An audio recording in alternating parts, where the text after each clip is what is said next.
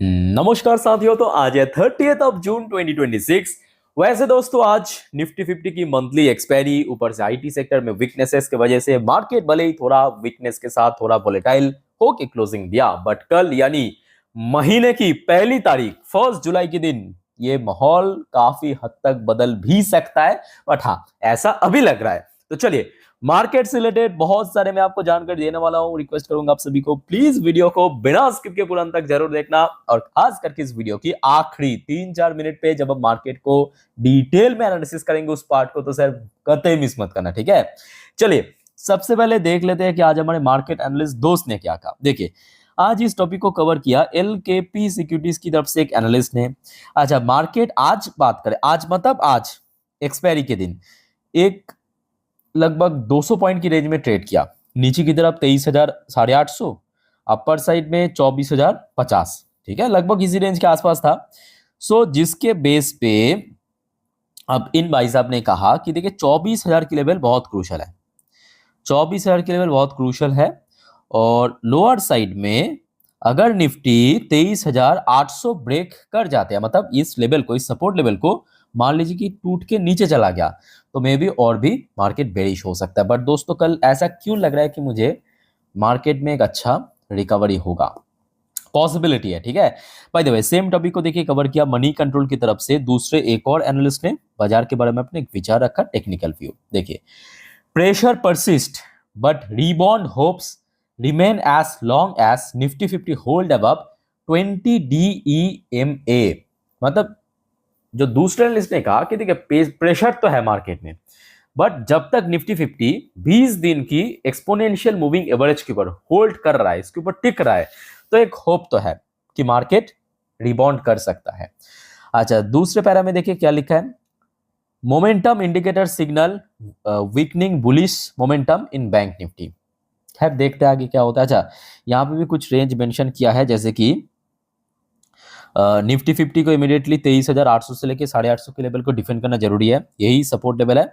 और ऊपर की तरफ जो रेंज बाउंड मूवमेंट मेंशन किया है 24,200 को, उसके बाद की रेजिस्टेंस 24,500, और एक रेंज मेंशन किया लोअर साइड में अराउंड 23,700 से लेके 23,650, मतलब एक स्ट्रॉन्ग सपोर्ट जोन। अगर मार्केट अनफॉर्चुनेटली नीचे की तरफ मूवमेंट करना शुरू किया तो यहाँ पे एक अच्छा सपोर्ट मिल सकता है, ठीक है। खैर, इस टॉपिक को दोस्तों इस वीडियो की आखिरी 3-4 मिनट में हम अच्छे से डिटेल में चर्चा करेंगे, तो अंत तक बने रहिए। अब चलिए, बहुत सारे वाइटल अपडेट आया है, एक एक करके मैं आपको एक्सप्लेन करता हूँ। अच्छा, सबसे पहले देखिए, आज भारत की फिस्कल डेफिसिट की डेटा आउट हुआ। फिस्कल डेफिसिट इंडिया की जो अप्रैल और मई की जो फिस्कल डेफिसिट है वो लगभग 1.62 लाख करोड़ पे पहुंच चुका है। वाइडन ऑन ईयर, मतलब ईयर ऑन ईयर बेस पे लगभग 9.6% के आसपास बढ़ा है इन फाइनेंशियल 27। ऑब्वियसली बात है, ये डेटा बिल्कुल ही अच्छा नहीं है। फिस्कल डेफिसिट जितना कम होगा, जितना सरप्लस की तरफ बढ़ेगा, उतना ही बढ़िया, ठीक है। अब देखिए, इतना सब कुछ ग्लोबल इश्यूज, हम यहाँ पे ये भी नहीं कर सकते कि सिर्फ ऐसे ही बढ़ गया, वजह तो है ना। अच्छा, नेक्स्ट रिपोर्ट देखिए, centre clear 1.25 lakh crore outlay for India semiconductor mission 2.0 reported CNBC TV 18। अब देखिए, भारत की बहुत सारे कंपनी जो है सेमीकंडक्टर चिप मैन्युफैक्चर कर रहा है, सीजे पावर से लेके केन्स, और सरकार भी दोस्तों यहाँ पे लगातार उनको सपोर्ट मिल रहा है। अब देखिए, हो सकता है कि इमीडिएटली इन सब शेयर में कोई बहुत बड़ा गेन या इम्पैक्ट देखने को ना मिले जियोपॉलिटिकल टेंशन की वजह से, बट यहाँ पे लॉन्ग टर्म इन्वेस्टर्स को आई थिंक यहाँ पे बेनिफिट मिलेगा। क्योंकि देखिए, बात यह है कि कब, मतलब कौन सी साल कौन सी शेयर चलेगा वो किसी को पता नहीं है, ठीक है। फंडामेंटल स्ट्रॉन्ग तो है, अब देखते हैं आगे कब तक क्या होता है। अच्छा, एक कंपनी है, इसके ऊपर कल नजर रखना थोड़ा सा, जेनस पावर। जेनस पावर में आज क्या हुआ, ये जो एक इन्वेस्टमेंट कंपनी है GIC ग्रुप, लगभग अपना जो 11% स्टेक था बेच के निकल गया, जिसकी कुल वैल्यूएशन बहुत ज़्यादा है, ऑलमोस्ट 955 करोड़ से ज़्यादा, ठीक है। अच्छा, फिर आ जाइए एक और रिपोर्ट, बट इस बार RBI की तरफ से। RBI की तरफ से कहा गया कि बैड लोन्स में edge up to 1.9% by financial 28। तो मतलब भारत की जो बैंक की बैड लोन, मतलब NPA, नॉन परफॉर्मिंग एसेट या बैड लोन, उसका परसेंटेज 1.9% तक पहुंच सकता है, despite resilient bank. Okay, so let's see क्या होता है। ये आरबीआई की तरफ से आज स्टेटमेंट आया है। अच्छा, फिर आ जाइए दोस्तों एक और important update. Indian electronic manufacturer forge more and more partnership with companies from south Korea, Taiwan, Japan. Main market तो वही है आपकी, साउथ कोरिया, ताइवान, जापान, यही तो सब बड़े बड़े कंपनी वहीं वहीं से है। मतलब कोई भी कंपनी को उठाइए आप, एलजी को उठाइए, सैमसंग को उठाइए, कोई भी कंपनी को, आपको मोस्टली वहीं की दिख जाएगा, ये तीनों देश की, वही एक छोटा सा जगह पे। और इसके कारण क्या हुआ कि भारत की जो इलेक्ट्रॉनिक मैन्युफैक्चर, जैसे कि आपको पता होगा रिसेंटली केन्स ने आई थिंक कि कुछ जापानीज एक कंपनी के साथ पार्टनरशिप किया जापानीज मार्केट को टारगेट करने के लिए। एम्बर ने भी किया, पता होगा आपको, एम्बर ग्रुप, एम्बर एंटरप्राइज जो है वो भी किया है। डिक्सॉन तो कर ही रहा है, ठीक है। अच्छा, नेक्स्ट देखिए, सेबी की जो ईडी है, सेबी की ईडी मनोज कुमार, इनकी तरफ से एक स्टेटमेंट आया है कि सेबी रिव्यूइंग रेगुलेशन 24B में consider more relaxation for AMC, मतलब एसेट मैनेजमेंट कंपनी के लिए जो गाइडलाइंस है या रूल्स है और थोड़ा सा सरल हो सकता है। सो लेट्स सी, एमसी कंपनी को ऑब्वियसली यहाँ पे बेनिफिट पहुंचेगा, जितने भी एमसी कंपनी है, जैसे कि एचडीएफसी एमसी हो गया, निपॉन हो गया, ये इन सब कंपनी को फायदा मिल सकता है।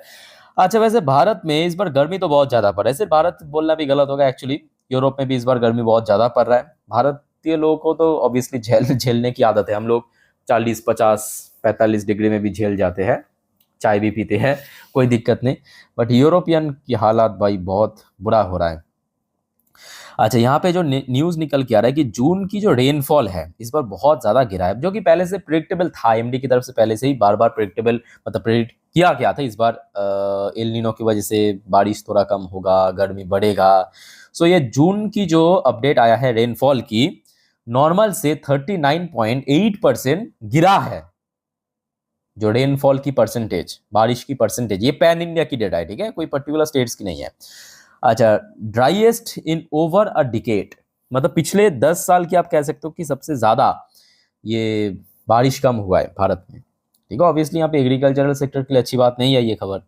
अच्छा, इसी से रिलेटेड अच्छा एक और अपडेट आप थोड़ा सा नोट करना, नोमुरा की तरफ से यहाँ पे एक स्टेटमेंट आया है, नोमुरा एक्सपेक्ट स्ट्रॉन्ग जून ऑटो सेल्स। तो मतलब ये जो जून महीना आज लास्ट डे है, ठीक है, इसमें ऑटो कंपनी की सेल्स बहुत तगड़ा हो सकता है।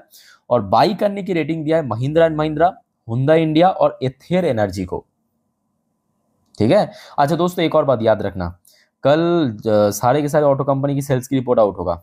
अब आशा तो है कि बढ़िया होगा, जैसे कि नोमुरा ने दावा किया है, रिकवर भी कर सकता है। यहाँ पे इवन कोटक ने भी कहा कि auto sector enter margin recovery phase as input cost cool, ठीक है। सो लेट्स सी कल क्या होता है। कल सारे ऑटो कंपनी की जो सेल्स की रिपोर्ट आउट होगा, मैं आपको आते ही अपडेट दे दूंगा, ठीक है, सिर्फ आप मुझे फॉलो करते जाइए। अच्छा, नेक्स्ट जो अपडेट है, भारत और जापान में take the dollar out of trade payment with yen rupee settlement plan. भाई भारत यहाँ पे बढ़िया खेल रहा है। देखिए, यूएस के लिए सबसे बड़ा ब्रह्मास्त्र क्या है, यूएस की डॉलर है, और ये ट्रम्प को भी पता है, यूएस की जितने भी प्रेसिडेंट है, मतलब पिछले टाइम में रहा, सबको पता है। सो यूएस की गद्दी में देखिए कोई भी बैठे, उनका जो मेन टारगेट होता है डॉलर को प्रोटेक्ट करना। और भारत जो है क्या कर रहा है पता है, भारत अलग अलग देशों में ना यूपीआई लॉन्च कर रहा है। यूपीआई लॉन्च करने से क्या होगा, चाहे कोई इंडियन टूरिस्ट वहां पे जाए या जो इंडियन कंपनी वहां पे व्यापार करे, आप चाहे तो यूपीआई के थ्रू पेमेंट कर सकते हो। और अभी जो न्यूज निकल के आ रहा है, देखिए भारत और जापान के बीच ह्यूज ट्रेड होता है, बहुत ट्रेड हो रहा है, ठीक है। हो सकता है कि भारत चाइना जैसा नहीं, पर स्टिल एक बहुत भारी अमाउंट की ट्रेड होते हैं।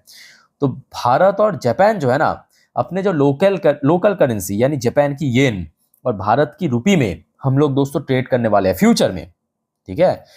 सो ये एक बहुत बड़ा, मैं कहूँगा, काउंटर होगा डॉलर की।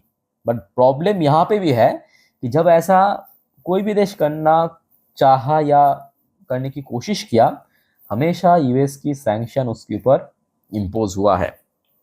लेट्स सी, अभी तो इम्प्लीमेंट नहीं हुआ, सिर्फ प्लानिंग ही चल रहा है। अच्छा दोस्तों, आगे बढ़ने से पहले एक छोटा सा रिक्वेस्ट आप सभी को करूंगा।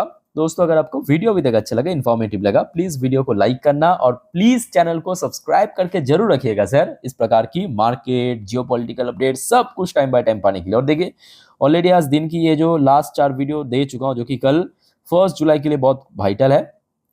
आई होप कि आप लोगों ने देख लिया ये सब वीडियो, नहीं देखा तो सर प्लीज एक बार जाके चेकआउट जरूर करना। ठीक है, आप जब देख मुझे भी अच्छा लगता है, आप लोगों के लिए मेहनत से बनाता हूँ वीडियो। चलो आगे बढ़ते हैं, यूएस मार्केट की हालचाल को थोड़ा सा परख लेते हैं।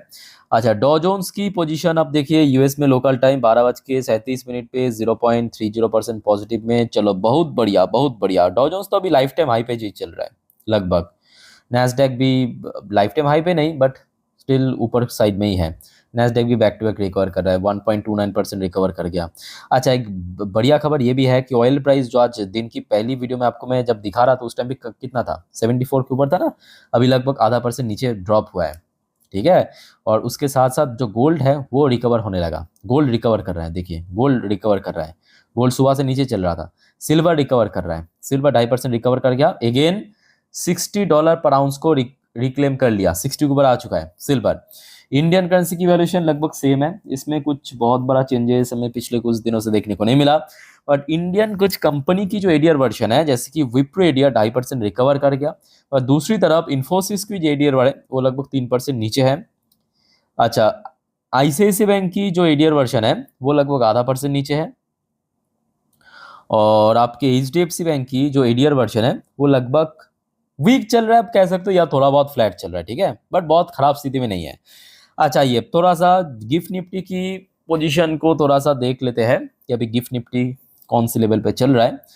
अच्छा, गिफ्ट निफ्टी की पोजीशन आप थोड़ा नोट करना। अच्छा, यहाँ पे देखने के बाद बहुत ज़्यादा एक्साइटेड होने की जरूरत नहीं है, क्योंकि यहाँ पे जो आपको दिखाई दे रहा है 24,43 पॉइंट पे, क्योंकि ये आपके जुलाई की फ्यूचर्स है, मतलब 1 महीने बाद एक्सपायर होगा, तो ऑब्वियसली उसका प्रीमियम भी बहुत मोटा होगा। ठीक है, आप इसको देखिए, आज दोपहर को जब इंडियन मार्केट क्लोजिंग हुआ था उस टाइम पे जो गिफ्ट निफ्टी की क्लोजिंग पोजीशन था उस हिसाब से अभी 38 पॉइंट ऊपर चल रहा है। तो अभी कितना ऊपर है प्रीमियम का एडजस्ट करने के बाद?